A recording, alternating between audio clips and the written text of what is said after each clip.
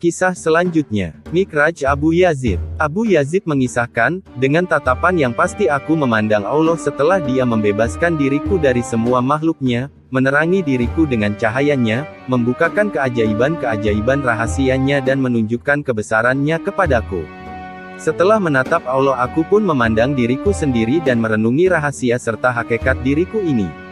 Cahaya diriku adalah kegelapan jika dibanding dengan cahayanya, kebesaran diriku sangat kecil jika dibanding dengan kebesarannya, kemuliaan diriku hanyalah kesombongan yang sia-sia jika dibandingkan dengan kemuliaannya. Di dalam Allah segalanya suci sedang di dalam diriku segalanya kotor dan cemar. Bila ku renungi kembali, maka tahulah aku bahwa aku hidup karena cahaya Allah. Aku menyadari kemuliaan diriku bersumber dari kemuliaan dan kebesarannya. Apapun yang telah kulakukan, hanya karena kemahakuasaannya. Apapun yang telah terlihat oleh mata lahirku, sebenarnya melalui Dia. Aku memandang dengan mata keadilan dan realitas. Segala kebaktianku bersumber dari Allah, bukan dari diriku sendiri, sedang selama ini aku beranggapan bahwa akulah yang berbakti kepadanya. Aku bertanya, "Ya Allah, apakah ini?" Dia menjawab, "Semuanya adalah aku, tidak ada sesuatu pun juga kecuali aku." Kemudian ia menjahit mataku sehingga aku tidak dapat melihat. Dia menyuruhku untuk merenungi akar permasalahan, yaitu dirinya sendiri. Dia meniadakan aku dari kehidupannya sendiri, dan ia memuliakan diriku. Kepadaku dibukakannya rahasia dirinya sendiri sedikit pun tidak tergoyahkan oleh karena adaku. Demikianlah Allah. Kebenaran yang tunggal menambahkan realitas ke dalam diriku. Melalui Allah aku memandang Allah, dan kulihat Allah di dalam realitasnya. Di sana aku berdiam dan beristirahat untuk beberapa saat lamanya. Kututup telinga dari derap perjuangan. Lidah yang meminta-minta kutelan ke dalam tenggorokan keputusasaan. Kucampakkan pengetahuan yang telah kutuntut dan kubungkamkan kata hati yang menggoda kepada perbuatan-perbuatan aniaya. Di sana aku berdiam dengan tenang. Dengan karunia Allah aku membuang kemewahan-kemewahan dari jalan yang menuju prinsip-prinsip dasar. Allah menaruh belas kasih kepadaku, Ia memberkahiku dengan pengetahuan abadi dan menanam lidah kebajikannya ke dalam tenggorokanku. Untukku diciptakannya sebuah mata dari cahayanya, semua makhluk kulihat melalui Dia. Dengan lidah kebajikan itu aku berkata-kata kepada Allah, dengan pengetahuan Allah ku peroleh sebuah pengetahuan, dan dengan cahaya Allah aku menatap kepadanya. Allah berkata kepadaku, "Wahai engkau yang tak memiliki sesuatu pun jua namun telah memperoleh segalanya, yang tak memiliki perbekalan namun telah memiliki kekayaan." Ya Allah, jawabku, jangan biarkan diriku terperdaya oleh semua itu. Jangan biarkan aku puas dengan diriku sendiri tanpa mendambakan dirimu. Adalah lebih baik jika engkau menjadi milikku tanpa aku, daripada aku menjadi milikku sendiri tanpa engkau. Lebih baik jika aku berkata-kata kepadamu melalui engkau, daripada aku berkata-kata kepada diriku sendiri tanpa engkau. Allah berkata, oleh karena itu perhatikanlah hukumku dan janganlah engkau melanggar perintah serta laranganku, agar kami berterima kasih akan segala jerih payahmu. Aku telah membuktikan imanku kepadamu dan aku benar-benar yakin bahwa sesungguhnya engkau lebih pantas untuk berterima kasih kepada dirimu sendiri daripada kepada hambamu.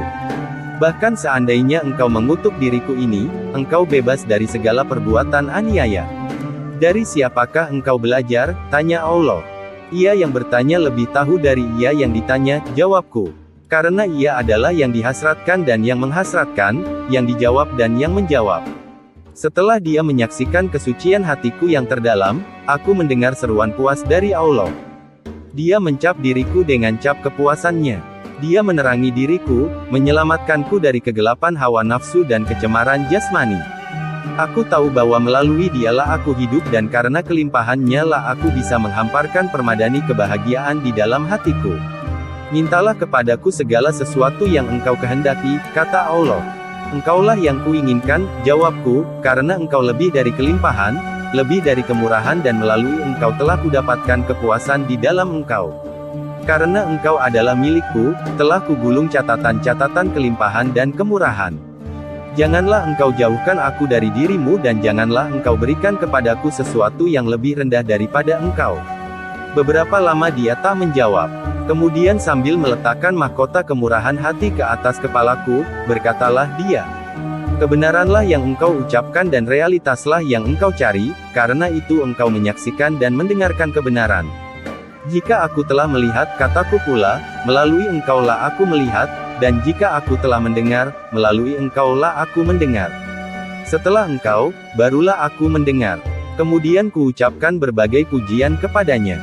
Karena itu ia hadiahkan kepadaku sayap keagungan, sehingga aku dapat melayang-layang memandangi alam kebesarannya dan hal-hal menakjubkan dari ciptaannya. Karena mengetahui kelemahanku dan apa-apa yang kubutuhkan, maka ia menguatkan diriku dengan kekuatannya sendiri dan mendandani diriku dengan perhiasan-perhiasannya sendiri. Ia menaruh mahkota kemurahan hati ke atas kepalaku dan membuka pintu istana keleburan untukku. Setelah ia melihat betapa sifat-sifatku lebur ke dalam sifat-sifatnya, dihadiahkannya kepadaku sebuah nama dari hadiratnya sendiri dan berkata-kata kepadaku dalam wujudnya sendiri. Maka terciptalah keleburan dan punahlah perpisahan. Kepuasan kami adalah kepuasanmu, katanya, dan kepuasanmu adalah kepuasan kami. Ucapan-ucapanmu tak mengandung kecemaran dan tak seorang pun akan menghukummu karena keakuanmu. Kemudian dia menyuruhku untuk merasakan hunjaman rasa cemburu dan setelah itu ia menghidupkan aku kembali. Dari dalam api pengujian itu aku keluar dalam keadaan suci bersih. Kemudian dia bertanya, siapakah yang memiliki kerajaan ini? Engkau, jawabku. Siapakah yang memiliki kekuasaan? Engkau, jawabku.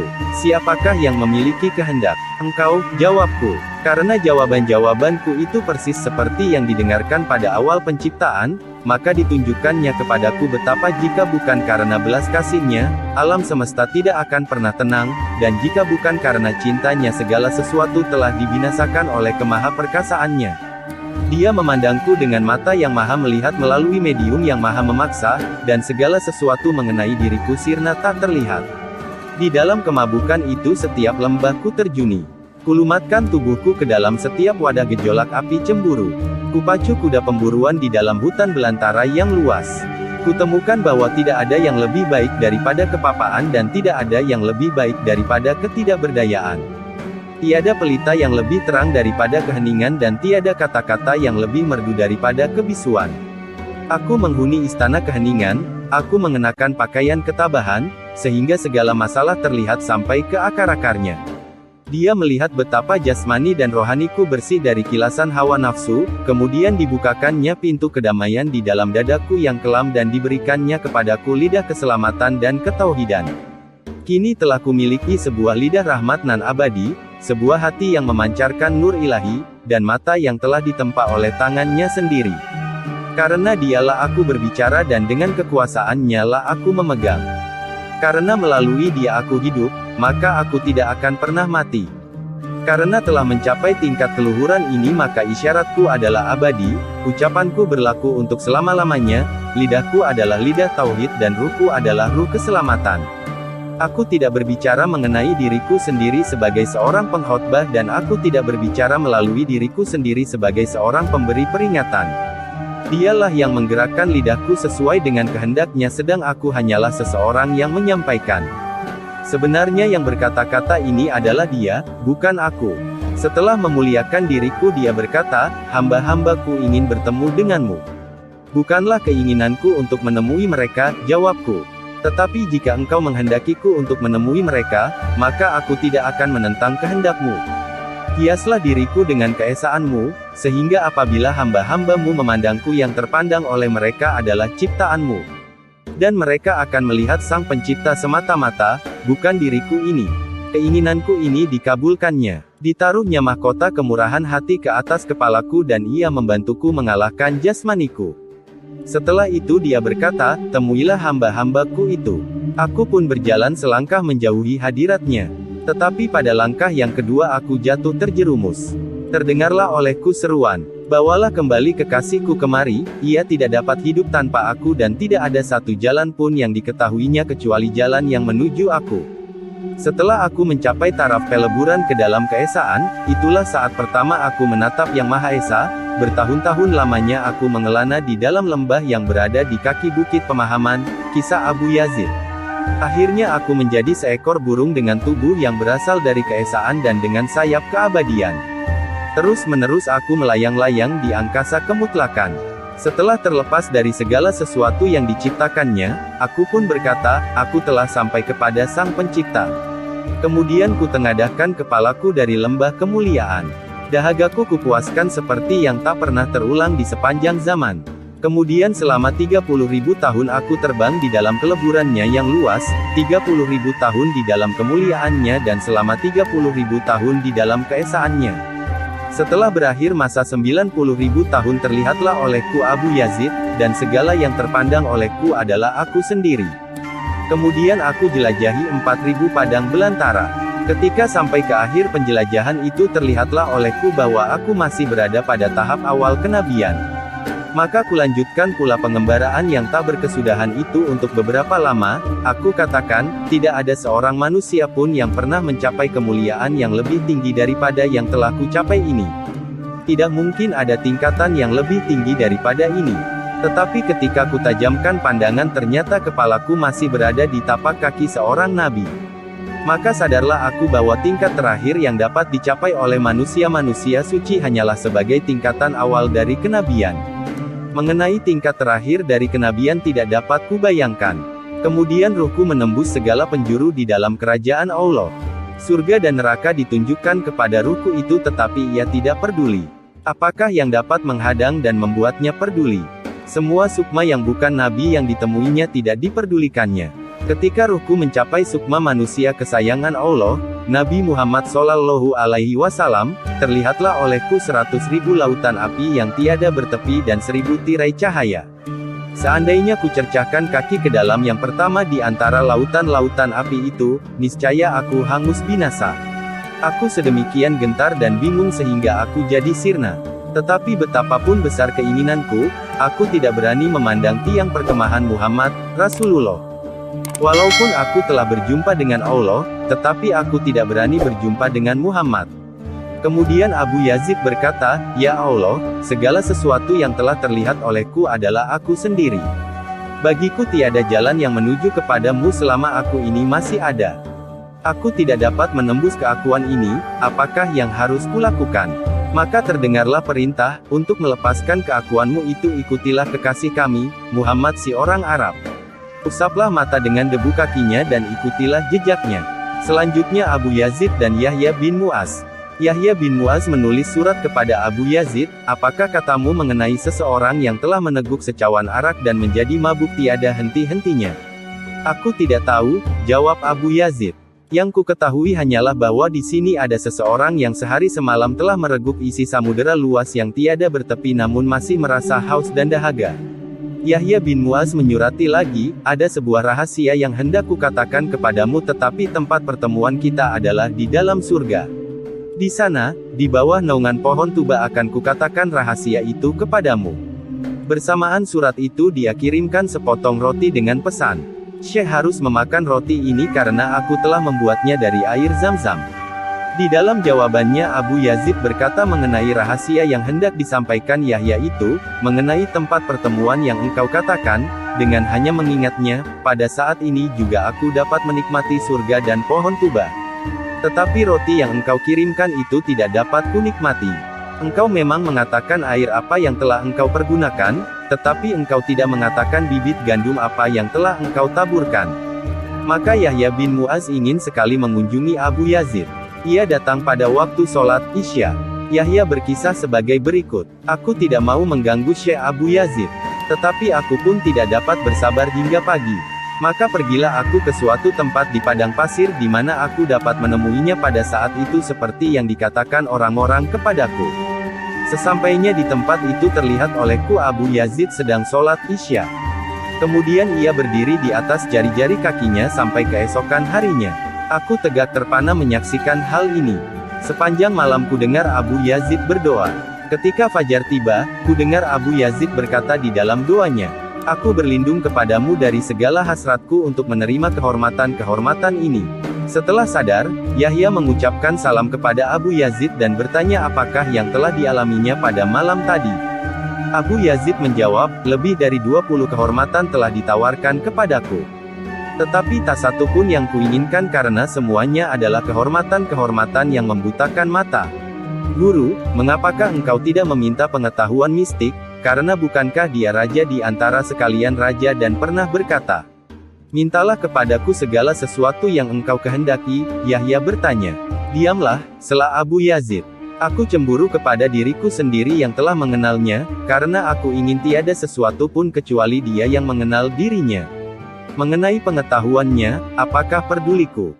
Sesungguhnya seperti itulah kehendaknya, Yahya. Hanya dia, dan bukan siapa-siapa yang akan mengenal dirinya. Demi keagungan Allah, Yahya bermohon, berikanlah kepadaku sebagian dari karunia-karunia yang telah ditawarkan kepadamu malam tadi.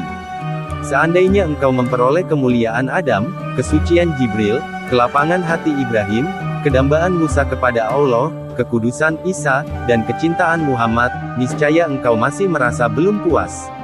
Engkau akan mengharapkan hal-hal lain yang melampaui segala sesuatu, jawab Abu Yazid. Tetaplah merenung yang maha tinggi dan jangan rendahkan pandanganmu, karena apabila engkau merendahkan pandanganmu kepada sesuatu hal maka hal itulah yang akan membutakan matamu.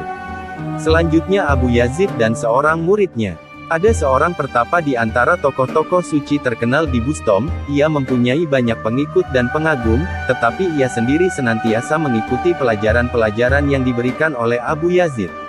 Dengan tekun ia mendengarkan ceramah-ceramah Abu Yazid dan duduk bersama sahabat-sahabat beliau.